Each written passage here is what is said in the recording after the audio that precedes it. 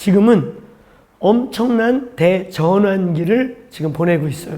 정치적, 경제적, 군사적, 사회적 하나도 예측할 수 없을 만큼 굉장한 변화를 지금 경험하고 있습니다. 영웅이 생기기도 하고 망하는 자들이 생기기도 하고 패배자가 있기도 하고 승리자가 있기도 하죠. 반석이었느냐 모래였느냐가 결정되는 시간이 바로 이런 전환기예요.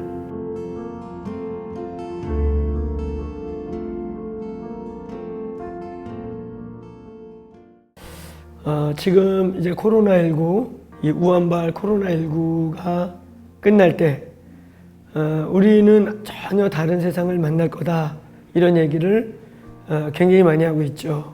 그럴 거예요. 아마 우리가 생각지 않은 많은 새로운 변화들이 일어날 겁니다. 그리고 이런 우한 코로나19 같은 바이러스들이 또 침공해 올 때 우리 이제 대비해야 되겠죠.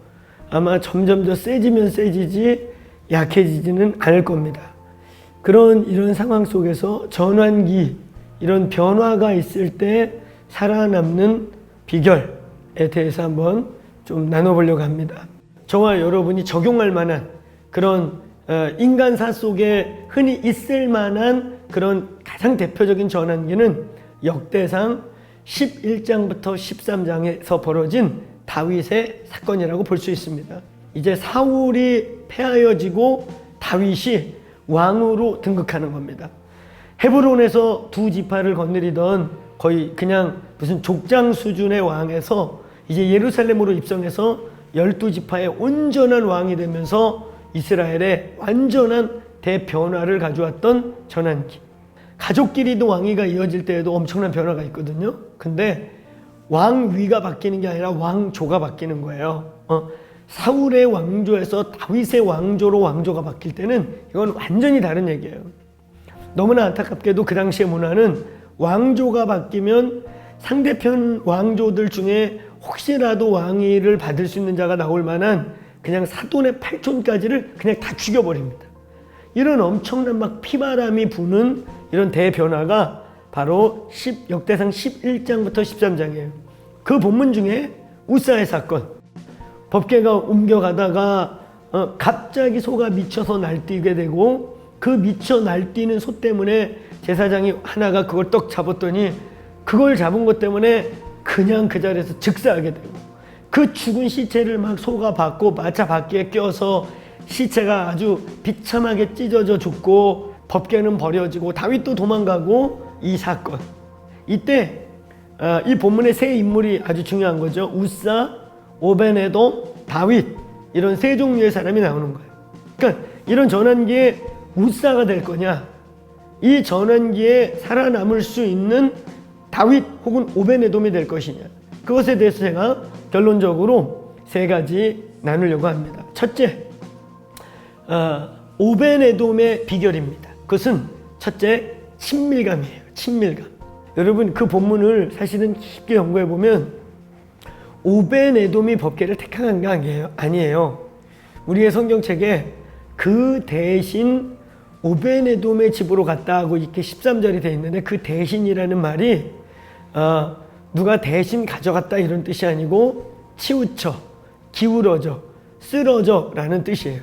이 말은 뭔지 아세요? 법궤가 오베네돔을 택했다는 거예요.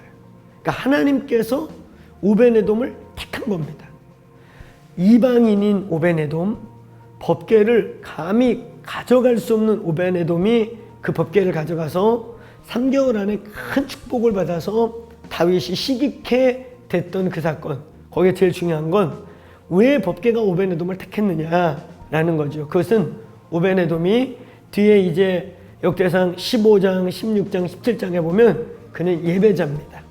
그는 이방인임에도 불구하고 늘 다윗 주변에서 다윗과 함께 하프를 치며 노래하고 예배하는데 능한 자였어요. 살아있는 예배자가 된다는 거. 여러분, 예배한다는 게 뭐예요? 축도로, 묵도로 시작해서 축도로 끝나는 게 예배가 아니에요. 예배 순서 1번부터 10번까지를 지키는 게 예배가 아니라 예배는 하나님을 만나는 거예요. 예배는 하나님과 동행하는 거예요. 예배는 하나님 아버지와 사랑의 관계 속에 들어가는 거예요. 그래서 나를 그에게 전부를 그분께 드리는 거, 이게 예배인 거예요. 여러분, 마지막 때 이런 전환기에 이 말 들어야 될까, 저 말 들어야 될까, 이 목사 말도 맞는 것 같고 저 목사 말도 맞는 것 같고 다 맞죠. 근데 보면요, 이 사람과 이 사람이 전혀 달라요. 그 둘 중에 하나를 택해야 되잖아요. 그거 뭐 아니면 돕니까? 50대 50이에요. 우리의 영생의 문제와 우리의 승패의 문제를 뭐 아니면 도처럼 결정하시려고 그래요? 그건 아니죠. 이때 우리의 영이 깨어서 하나님과 친밀함 속에서 그때 하나님의 영의 이끌림을 받고, 때로 하나님의 주권적인 보호를 받고, 때로는 하나님이 주권적으로 막아주시는 그런 하나님의 불기둥 구름기둥의 은혜가 필요한 거예요. 우리가 웃사가 되느냐, 오베네돔 혹은 다윗이 되느냐의 아주 첫 번째 중요한 경계가 바로 친밀감, 예배의 회복입니다. 두 번째가 있습니다. 이 전환기에 살아남는 절대적인 아주 중요한 비결, 바로 기준을 분명히 하는 거예요. 진리를 분명히 하는 거예요. 여러분, 이 사건이 얼마나 위대하냐면, 이 사건이 아니었으면 다윗이요, 열정적 예배자가 아니라 광신적 예배자로 변질될 뻔한 중대한 사건인 거예요. 웃사가 썼던 법궤를 소 달구지에 실었던 방법은요, 전형적인 이방인의 방법이에요. 이방인들이 신상을 옮길 때 쓰던 방법이에요. 세속주의인 거죠. 전형적으로 세상의 방법으로 법궤를 옮긴 거예요. 열정의 예배자가 되는 길은 진리가 분명하냐, 그냥 공연 스테이지냐, 하나님께 올려지는 월십 스테이지냐의 경계는 뭐예요?